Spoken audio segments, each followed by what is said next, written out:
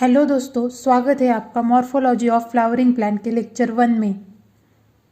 तो आज के लेक्चर में हम रूट के बारे में पढ़ेंगे। तो 3 डिफरेंट टाइप के रूट्स होते हैं। सबसे पहले टैप रूट्स, सेकेंड में फाइब्रस रूट्स, थर्ड में एडवेंटेशियस रूट्स। तो सबसे पहले टैप रूट सिस्टम, ये जनरली डाइकॉट प्लांट में पाई जाती है। आपने गाजर खाया होगा, जो हम गाजर का रेड कलर का पार्ट खाते हैं, वो सपोज ये इमेजिन करो, वो रेड कलर का गाजर का पार्ट जो हम खाते हैं, उसमें से जो फाइन हेयर्स निकलते हैं और उस फाइन हेयर से में भी जो और भी फाइन हेयर्स निकलते हैं, तो जो गाजर का रेड पार्ट हम खाते हैं उसको प्राइमरी रूट कहा जाता है। उस प्राइमरी रूट से निकले जाने वाले फाइन हेयर्स मतलब सेकेंडरी रूट, और उस सेकेंडरी रूट से निकले हुए और भी फाइन हेयर्स मतलब टर्शरी रूट्स। तो ये प्राइमरी रूट्स, सेकेंडरी रूट्स और टर्शरी रूट मिलके टैप रूट सिस्टम बनती है। Primary root plus secondary root plus tertiary root is equal to tap root system. जो प्राइमरी रूट होते हैं टैप रूट सिस्टम में, वो रेडिकल से ओरिजिनेट होते हैं, और सेकेंडरी और टर्शरी रूट को लैटरल रूट्स कहा जाता है, जो कि प्राइमरी रूट से ओरिजिनेट होते हैं। तो याद रखो, primary roots tap root system में रेडिकल से ओरिजिनेट होते हैं, और सेकेंडरी रूट्स और टर्शरी रूट को मिला के लैटरल रूट्स कहा जाता है, और lateral roots originated from primary roots. अब है एग्जाम्पल की बारी। तो टैप रूट सिस्टम के एग्जाम्पल है मस्टर्ड, कैरेट और टर्निप, और ये तीनों के तीनों डाइकॉट है, इसलिए कहा जाता है कि tap root system generally dicot plant में पाई जाती है। सेकेंड में फाइब्रस रूट्स, और जो कि मोनोकॉट प्लांट में जनरली पाए जाते हैं। सपोज ए है वीट का प्लांट जो कि मोनोकॉट है, ए है इसकी स्टेम, और ए है बेस ऑफ द स्टेम, और ए है इसके रूट्स। तो फाइब्रस रूट सिस्टम कब होती है? जब प्राइमरी रूट्स शॉर्ट लीव होते। टैप रूट सिस्टम में प्राइमरी रूट लॉन्ग लीव होते, और फाइब्रस रूट सिस्टम में प्राइमरी रूट शॉर्ट लीव होते। तो मोनोकॉट प्लांट में प्राइमरी रूट शॉर्ट लीव होते।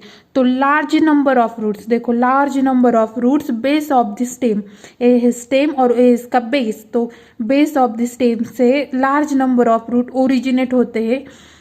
तो इस सिस्टम को कहा जाता है फाइब्रस रूट सिस्टम, जो कि मोनोकॉट में, और इसका एग्जाम्पल है वीट।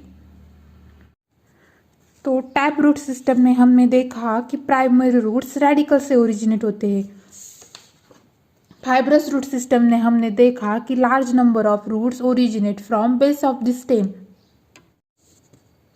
बट एडवेंटेशियस रूट्स में रूट्स रेडिकल से ओरिजिनेट नहीं होती, वो roots arise from parts other than radical. Example है ग्रास, मॉन्स्टेरा, बनियान ट्री। इसमें एडवेंटेशियस रूट्स में इसे याद रखो, ये थोड़े एडवांस में कुछ अलग करने की कोशिश करते हैं, इसलिए रेडिकल से रूट्स ओरिजिनेट ही नहीं करते। अब हम देखते हैं फंक्शंस ऑफ रूट्स। सबसे पहले है absorption of water and mineral from soil, second है एनकरेज मतलब सपोर्ट, थर्ड है storage of food, and fourth है synthesis of plant growth regulator. अब हम देखते हैं regions of root.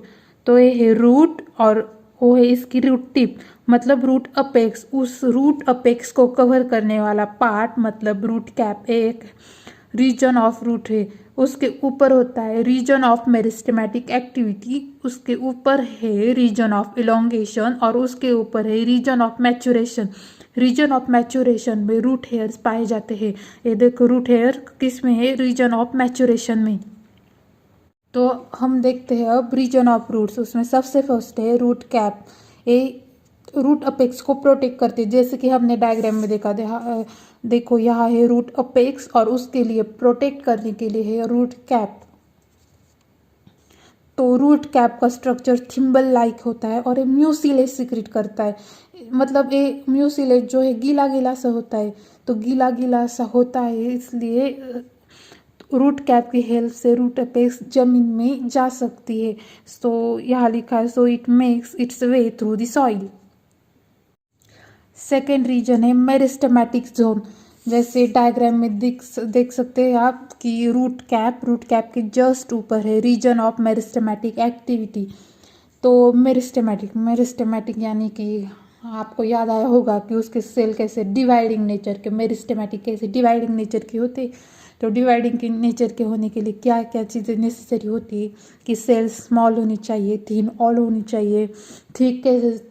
Thick all होगी तो सेकेंडरी ऑल आ जाएगी। सेकेंडरी ऑल मतलब डिवाइडिंग में मुश्किल, डिवाइड नहीं हो सकती ना सेल। और डेंस प्रोटोप्लाज्म होता है और यहाँ लिखा है डिवाइडिंग सेल्स, मतलब मेरिस्टेमेटिक नाम से आपको पता चल गया होगा कि उसकी सेल्स डिवाइडिंग नेचर की होती है। अब नेक्स्ट है इलोंगेशन जोन। डायग्राम में देखो, सबसे नीचे है रूट कैप, उसके ऊपर है मेरिस्टेमेटिक एक्टिविटी का रीजन और सब उसके ऊपर है इलोंगेशन का रीजन। तो इलोंगेशन नाम सुन के क्या लगा होगा, मतलब रूट की लेंथ बढ़ने से रिलेटेड। तो जो इलोंगेशन जोन की सेल होती है वो रैपिड इलोंगेशन और एनलार्जमेंट में जाती है, उसके कारण रूट की लेंथ इंक्रीज होती है। अब लास्ट जोन है मैच्योरेशन जोन। जैसे डायग्राम में देखो, सबसे नीचे वाला रूट कैप जो कि रूट अपेक्स को प्रोटेक्ट करती है। रूट कैप के ऊपर है रीजन ऑफ मेरिस्टेमेटिक एक्टिविटी, जिसकी सेल कैसे होती है, स्मॉल थिन वॉल्ड होती है, मतलब उसमें सेकेंडरी सेल वॉल एब्सेंट होती है। सेकेंडरी सेल वॉल प्रेजेंट होगी तो सेल डिवाइड नहीं कर सकती है, डिवाइड कर सकती है मतलब ये थिन वॉल्ड होती है। और यहाँ का डेंस प्रोटोप्लाज्म होता है। रीजन ऑफ मेरिस्टेमेटिक जोन के ऊपर होता है रीजन ऑफ इलोंगेशन, जिसके सेल के कारण रूट की लेंथ बढ़ती है। और रीजन ऑफ इलोंगेशन के ऊपर होता है रीजन ऑफ मैच्योरेशन, जिसमें रूट हेयर्स प्रेजेंट होते हैं। तो इलोंगेशन से जोन की सेल्स डिफ्रेंशिएट होती है और रीजन ऑफ मैच्योरेशन फॉर्म करती है। और मैच्योरेशन जोन में रूट हेयर्स होते हैं। रीजन ऑफ रूट्स कंप्लीट हो गए, तो अब नेक्स्ट कंसेप्ट है मॉडिफिकेशन ऑफ रूट्स। मतलब रूट्स जो जनरली काम करते हैं, जैसे absorption of water, minerals, conduction, ऐसे जो फंक्शन होते हैं वो छोड़ के कुछ अलग फंक्शन करने के लिए वो शेप और स्ट्रक्चर में चेंजेस कर लेती है, मतलब इसी को ही मॉडिफिकेशन ऑफ रूट्स कहा जाता है।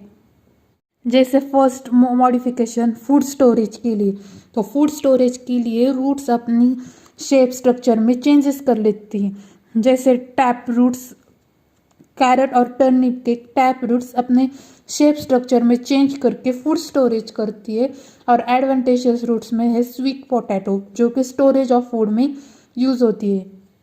जैसे फूड स्टोरेज के लिए मॉडिफिकेशन है, वैसे ही सपोर्ट के लिए भी मॉडिफिकेशन होता है। सपोज है बनियान ट्री, तो उसमें जो है हैंगिंग स्ट्रक्चर है वो होते हैं प्रॉप रूट, जो कि एडवेंटिशियस रूट्स है, वो एक सपोर्ट के लिए हुआ मॉडिफिकेशन है।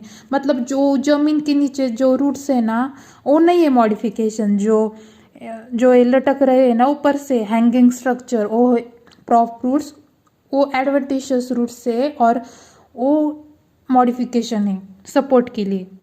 वैसे ही स्टिल्ट रूट भी होते हैं शुगर केन में, जो कि एडवेंटिशियस रूट्स ही है। शुगर केन में लोअर नोड, स्टेम का जो लोअर नोड होते हैं वहाँ से आते हैं स्टिल्ट रूट, जो कि सपोर्ट के लिए मॉडिफिकेशन है। देखो यहाँ सब लिखा हुआ है एडवेंटिशियस रूट्स, उसमें प्रॉप रूट्स और stilt roots. Prop roots banyan tree में जो हमने देखे हैंगिंग स्ट्रक्चर, जो जमीन के नीचे होते हैं वो नहीं है प्रॉप रूट्स। जो हैंगिंग स्ट्रक्चर है ना, वो है बनियान ट्री में प्रॉप रूट्स, और जो कि सपोर्ट के लिए मॉडिफिकेशन है। और स्टिल्ट रूट जो हमने देखा शुगर केन में लोअर नोड ऑफ स्टेम से आते हैं, और मेज में भी होते हैं। मेज और शुगर केन में स्टिल्ट रूट और बनियान ट्री में प्रॉप रूट्स, दोनों ही एडवेंटिशियस रूट्स है और सपोर्ट के लिए। लास्ट मॉडिफिकेशन है रेस्पिरेशन के लिए, जिसका एग्जाम्पल है राइजोफोरा, और उसके रूट्स को कहा जाता है निमैटोफोर्स। तो रूट्स रेस्पिरेशन के लिए क्यों होता है, क्योंकि राइजोफोरा मार्शी एरियाज में पाया जाता है। मार्शी एरियाज मतलब दलदल वाला इलाका। तो दलदल वाला इलाका होता है, इसलिए उसको सफिशिएंट ऑक्सीजन नहीं मिल पाता। तो वो जो रूट्स होते हैं वो जमीन के अंदर नहीं बल्कि ऊपर जाते हैं। आपने एनसीईआरटी में डायग्राम, आपको एनसीईआरटी में डायग्राम मिलेगा। तो निगेटिवली जियोट्रॉफिक रूट्स होते हैं, तो वो जमीन के बाहर रूट्स आ जाते हैं। देखो जैसे जमीन है तो रूट्स ऐसे ऊपर आ जाते हैं। तो आज के लेक्चर में हमारा रूट्स कंप्लीट हुआ। नेक्स्ट लेक्चर में हम स्टेम को देखेंगे। Thank you.